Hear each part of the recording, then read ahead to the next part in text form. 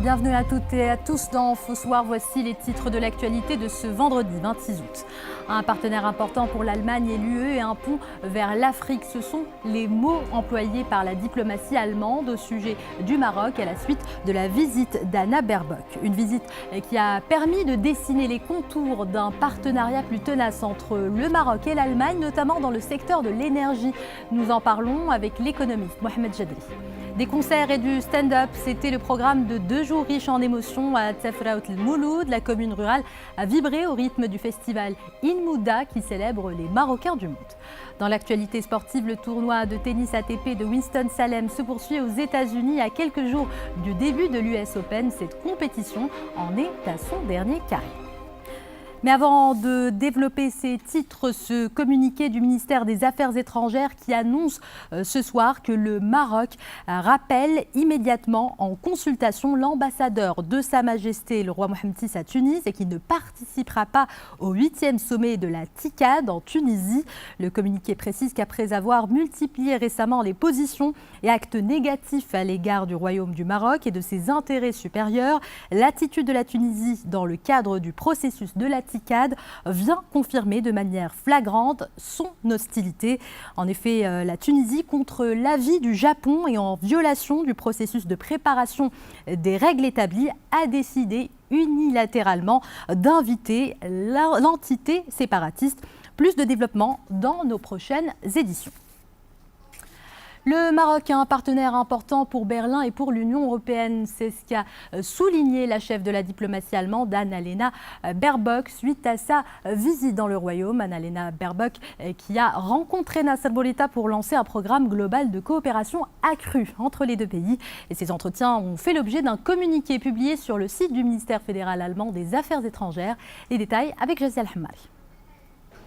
Au lendemain de la première visite d'Annalena Baerbock dans le Royaume, le ministère allemand des Affaires étrangères a publié un communiqué soulignant que le Maroc est un partenaire important à la fois pour l'Allemagne mais aussi pour l'Union des 27. Un texte qui rappelle également que le Royaume constitue un pont vers l'Afrique du Nord et le sud du continent. Les relations entre l'Allemagne et le Maroc ne sont pas seulement étroites entre les deux gouvernements mais aussi entre des centaines de milliers de personnes dans les deux pays selon le département d'Annalena Baerbock. D'ailleurs, avec son homologue marocain Nasser Bourita, ils étaient convenus en février dernier lors d'une rencontre virtuelle de reprendre et d'approfondir les relations traditionnellement étroites et larges entre les deux pays. Plus de 5 mois plus tard, c'est chose faite grâce au lancement d'un programme global de coopération accrue, explique le ministère allemand de tutelle. Les deux pays sont ainsi convenus d'intensifier la coopération sur un pied d'égalité dans le respect mutuel, et ce, dans tous les domaines tels que la sécurité, la politique énergétique et climatique, sans oublier la coopération économique et les secteurs de la culture et de l'éducation.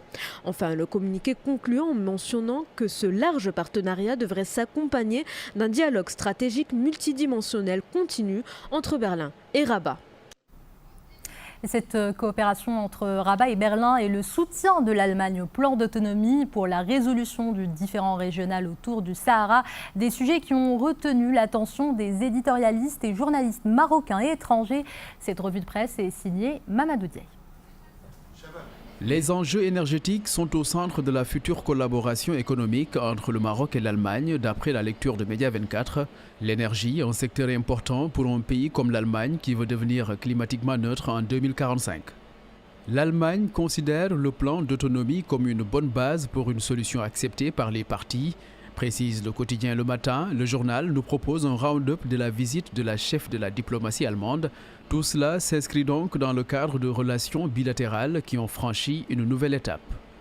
Les ministres des Affaires étrangères des deux pays conviennent d'établir un dialogue stratégique multidimensionnel qui se tiendra une fois chaque 2 ans, alternativement entre le Royaume du Maroc et la République fédérale d'Allemagne, peut-on lire dans les colonnes de Libération. Une coopération plus intensive sur la transition énergétique. Plus précisément, Rabat et Berlin veulent coopérer davantage à l'avenir, notamment dans la production et l'exportation d'hydrogène vert. Pour la transition énergétique, nous confie le site d'information allemand Stern. L'Allemagne et le Maroc ont saisi l'occasion pour soutenir la médiation onusienne dans le dossier du Sahara marocain. La chef de la diplomatie allemande y voit un moyen de parvenir à une solution politique réaliste pragmatique, durable et mutuellement acceptable pour les parties, rapporte le journal espagnol El Periódico de España. Avec nous sur le plateau d'Infosoir, l'économiste Mohamed Jadali. Bonsoir Mohamed Jadali. Alors, le secteur de l'énergie est au cœur de cette coopération entre le Maroc et l'Allemagne. Il a notamment été question de relancer l'accord de juin 2020 pour le développement de la production de l'hydrogène vert. Comment s'articulera cette coopération ? Effectivement, on parle d'une nouvelle page de coopération entre l'Allemagne et le Maroc en matière d'investissement, en matière d'échange commercial et aussi on parle d'énergie et notamment on parle d'hydrogène vert. Pourquoi? Parce que pour le Maroc est parmi les 6 pays avec l'Arabie Saoudite, l'Australie, la Chine, les États-Unis et aussi l'Arabie Saoudite. Donc ça c'est le premier élément. Deuxième élément, comme vous savez très bien, aujourd'hui la production de l'hydrogène vert est moins coûteuse que l'hydrogène grise parce que voilà, les prix de gaz en 2022 ont flambé. Et le troisième élément, c'est que c'est le coût du fret pour l'hydrogène. Maintenant, aujourd'hui, il est plus coûteux que l'exportation du gaz ou du pétrole, ce qui fait que la proximité du Maroc vers l'Union européenne, et notamment avec l'Allemagne, ça va être un élément essentiel. C'est la raison pour laquelle l'Allemagne tire son intérêt pour avoir une coopération en matière d'hydrogène vert ici au Maroc. Vous avez parlé au début d'échanges commerciaux. Ils ont battu un record en 2021 malgré le contexte de crise sanitaire. Les exportations marocaines ont notamment augmenté de 13%. Comment expliquer cela et quel est le potentiel de croissance du commerce bilatéral entre les deux pays ? Tout à fait. Les échanges commerciaux, malgré la crise du Covid et malgré aussi la crise politique entre l'Allemagne et le Maroc, ont battu le record en 2021 parce que voilà, si on parle des échanges commerciaux entre l'Allemagne et le Maroc, ils sont à hauteur de 3,6 milliards d'euros en 2022. Mais ce qui est avantageux, c'est un échange commercial équilibré parce que voilà, c'est vrai qu'il y a 2,2 milliards côté Allemagne, mais aussi il y a 1,6 côté Maroc, ce qui est avantageux pour le Maroc. Moi, je pense que il y a pas mal de choses qu'on peut exporter et aussi qu'on peut développer d'ici les années à venir. Voilà, on parle du textile, on parle des produits alimentaires, on parle aussi tout ce qui est matière première. Moi, je pense qu'aujourd'hui, c'est une nouvelle page qui s'ouvre pour le Maroc et l'Allemagne. Et maintenant, l'objectif, c'est d'arriver à la hauteur de 3 milliards d'euros pour le Maroc pour faire des choses en avance. Et quels sont les autres enjeux économiques de ce nouveau partenariat qui se dessine avec la première puissance européenne et quelles opportunités pour le Maroc ? Tout à fait. L'Allemagne reste la première puissance européenne, mais l'Allemagne a toujours rêvé d'avoir un pied vers l'Afrique. Et ce passage vers l'Afrique, il ne peut pas passer sans le Maroc. Donc moi je pense que d'ici les années à venir, ça va être un partenariat win-win. Pourquoi? Parce que l'Allemagne a besoin du Maroc pour y aller vers l'Afrique à travers une plateforme ici au Maroc et d'exporter ses produits vers l'Afrique. Et aussi le Maroc, parce que maintenant il y a pas mal de chantiers industriels, pas mal de chantiers qui concernent voilà, l'autonomie et pas mal de choses. Et nous aurons besoin de la technologie allemande en matière d'automobile, en matière aéronautique, en matière de technologie, donc on aura besoin. Donc ça va être un partenariat win-win pour l'Allemagne et surtout pour le Royaume du Maroc. Mohamed Jadali, merci d'avoir répondu à nos questions. Et cette visite de travail a aussi mené la chef de la diplomatie allemande à Agadir, au Technopark Sousmassa qui abrite les PME et start-up du secteur des technologies, de l'information et de la communication. Annalena Baerbock s'est notamment informée des projets mis en œuvre au Maroc par l'agence de coopération allemande dans les domaines de la formation professionnelle ou encore de la technologie digitale et qui sont destinés aux jeunes filles. L'actualité internationale marquée par cette déclaration du Premier ministre tchèque dont le pays assure la présidence de l'Union européenne. Il a annoncé son intention de convoquer une réunion d'urgence pour faire face à la crise énergétique liée à la guerre russo-ukrainienne. Cette décision intervient au moment où les 27 tentent de réduire leur dépendance au pétrole et au gaz russe. Le monde a échappé à une catastrophe radiologique lorsque l'électricité de la plus grande centrale nucléaire d'Europe a été coupée pendant des heures. Ce sont les mots employés par le président ukrainien Volodymyr Zelensky, une déclaration qui illustre aussi la vive inquiétude des habitants autour du site de Zaporijia, Oussama Prali. À quelques 120 km au sud de l'usine nucléaire éponyme, les habitants de la ville de Zaporizhzhia sont au bord de la psychose. Pendant plusieurs heures hier, la plus grande centrale nucléaire d'Europe a été privée d'électricité, risquant de déclencher un second événement de l'ordre de Tchernobyl. Selon le président ukrainien, ce serait à cause d'incendies déclenchés dans une usine à charbon voisine par des tirs d'artillerie russe. Volodymyr Zelensky a confirmé que des générateurs de secours à carburant ont permis l'alimentation indispensable au système de refroidissement et de sécurité de la centrale, évitant ainsi la catastrophe radiologique. Energoatom, l'opérateur public ukrainien des centrales nucléaires du pays, a confirmé que les besoins de l'infrastructure de Zaporizhzhia étaient désormais fournis par une ligne du réseau ukrainien. De son côté, Vladimir Rogov, un fonctionnaire nommé par la Russie dans la ville d'Enerodar, également proche de la centrale, a lui imputé la responsabilité à un incendie dans une forêt à proximité, provoqué selon lui par les forces armées ukrainiennes, soutenant que plusieurs villes locales avaient subi une panne d'électricité pendant plusieurs heures. Ils avaient fui l'Ukraine dès l'éclatement de la crise. Les étudiants marocains de retour de ce pays en guerre pourront poursuivre leur parcours académique au Maroc. La tutelle a annoncé l'organisation d'une épreuve écrite pour les jeunes qui étaient en cours de formation en médecine, en pharmacie et en médecine dentaire. Le samedi 24 septembre prochain, les inscriptions à ces épreuves seront ouvertes du 3 au 16 septembre. Il permettra d'améliorer la valorisation des produits agricoles de toute une région ou encore de créer une dizaine de milliers d'emplois. Je vous parle de l'agropole du Loukos dont les travaux d'aménagement ont été lancés par le ministre de tutelle Mohamed Sadiki. Ce projet fait partie d'un programme de 7 agropoles dans 6 régions pour la mise en œuvre de la stratégie Génération Green 2020-2030. Rizlan Taipi. L'agropole est une plateforme agro-industrielle de 150 hectares où seront réalisés des projets d'un montant de 475 millions de dirhams. Il sera composé de 4 espaces, un pôle technologique, un pôle service, un espace industrie alimentaire et un autre pour assurer un accompagnement de proximité aux producteurs afin d'améliorer la qualité de leurs produits. Ce complexe facilitera l'industrialisation des produits agricoles et va structurer les chaînes de production des fruits et de légumes dans la région. L'agropole du Loukos permettra la création de 12 000 emplois et la réalisation d'un chiffre d'affaires de près de 4 milliards de dirhams par an. Cette province a d'importants atouts et jouit d'un grand succès auprès des investisseurs qui ont déjà manifesté leur intérêt avant même le lancement du projet. Ce complexe fait partie d'un programme de 7 agropoles dans 6 régions, des projets qui constituent des piliers de la mise en œuvre de la stratégie Génération Green 2020-2030 que Sa Majesté le roi Mohamed VI avait lancée en février 2020.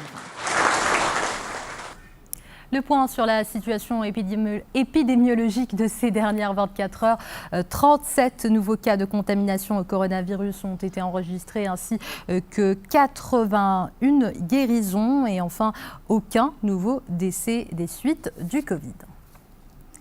Place à présent à cet exploit pour l'aéroport international Sania Termel de Tétouan, un aéroport qui a frôlé pour la première fois de son histoire la barre des 100 000 voyageurs annuels, un record réalisé depuis la reprise du trafic aérien international le 12 février dernier. Des concerts et du stand-up, c'était le programme de ces 2 jours riches en émotions à Tafraout El Mouloud. La commune rurale a vibré au rythme de la 4e édition du festival In Mouda qui célèbre l'apport des Marocains du monde au développement local. Adil Tété.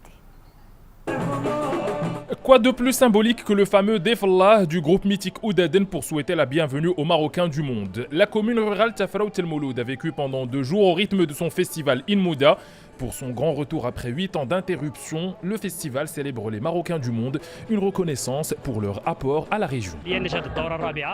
À travers cette 4e édition, nous cherchons à valoriser nos expatriés pour leur contribution au développement de la région. Ils participent à la réalisation d'infrastructures et dans des projets culturels et artistiques. Nous ambitionnons également de tirer profit de leurs différentes expériences. Autre fierté de la région Souss-Massa, les Ahwash Tifrikhin. Elles se sont invitées à la fête au grand bonheur des riverains. Le rire était aussi au rendez-vous.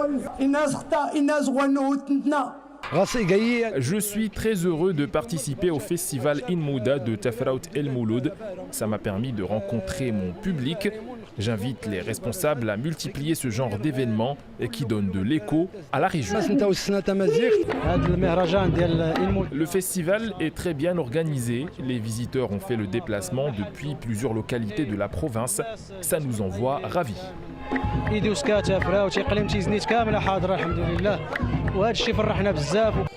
Après 2 jours de festivités, le festival Inmouda s'est achevé avec la promesse de revenir l'été prochain avec une scène tout aussi colorée.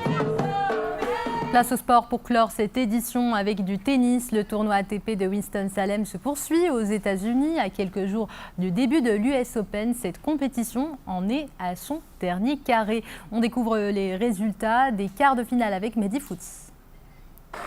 Sur 3 quarts de finalistes français, il est le seul à avoir composté sans ticket pour les demi de l'ATP Winston-Salem. Adrian Manarino a réussi à tirer son épingle du jeu face au local Maxime Cressy. Mission accomplie en 1h30 de jeu, le 65e mondial a parfaitement négocié son entrée en matière. Un break d'entrée et un jeu bien solide qui lui permet d'empocher le premier set sans trop forcer. La deuxième manche démarre également sur la même note. Cressy tente tant bien que mal de remettre la partie à 0, mais Manarino tient bon, il parvient à boucler son travail dans le tie-break. Victoire en 2 manches, 6-4 et 7-6. Le Français croisera la raquette en demi avec le Néerlandais Van de Zandschulp. Et c'est la fin d'aventure pour Richard Gasquet. Le Français a chuté face au Serbe Laszlo Djere. Ce dernier est le premier à prendre le contrôle et il maintient son avantage pour s'emparer du premier set. Gasquet croyait avoir retrouvé ses repères en remettant les pendules à l'heure, mais c'était sans compter sur la ténacité du Serbe. Djere arrache son ticket à l'issue d'un tie-break très disputé dans la manche décisive. Victoire 2-7-1, 6-4, 3-6 et 7-6. Le Serbe retrouvera au prochain tour le Suisse Marc-André Hassler. Il me reste à vous rappeler l'une des principales informations de ce journal, ce communiqué du ministère des Affaires étrangères qui annonce ce soir que le Maroc rappelle immédiatement en consultation l'ambassadeur de Sa Majesté le roi Mohammed VI à Tunis et qu'il ne participera pas au 8e sommet de la TICAD en Tunisie.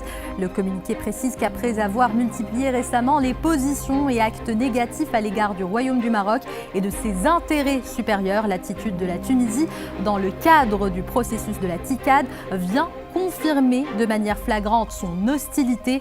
En effet, la Tunisie, contre l'avis du Japon et en violation du processus de préparation des règles établies, a décidé unilatéralement d'inviter l'entité séparatiste. Plus des développements dans nos prochaines éditions. Voilà, c'est la fin de cette édition. Retrouvez El Hussein Ouzig à 21h15 pour Al Massaïa. Excellente soirée sur 2M et à demain.